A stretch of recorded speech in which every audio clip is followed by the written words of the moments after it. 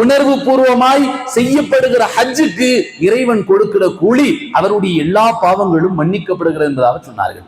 இங்கே பெருமானார் ஸல்லல்லாஹு அலைஹி வஸல்லம் எந்த விதமான வேறுபாடுகளும் சொல்லவில்லை.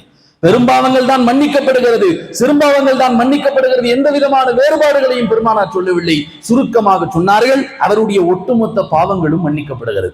எனவேதான் ஹஜ்ஜுல் மப்ரூர், மப்ரூர் ஒப்புக்கொள்ளப்பட்ட ஹஜ்ஜுக்கு கூலி என்ன தெரியுமா? ஒருவர் வருகிற போது அன்று பிறந்த பாலகனை போல் அவர் திரும்புகிறார் என்பதாக சொன்னார்கள்.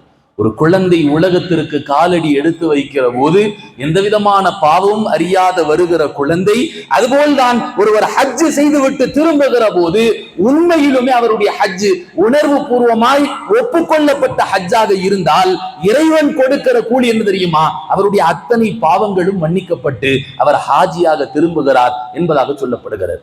ஆக உணர்வு பூர்வமாய் செய்யப்படுகிற ஹஜ்ஜுக்கு இறைவன் கொடுக்கிற முதல் கூலி அவருடைய எல்லா பாவங்களும் மன்னிக்கப்படுகிறது.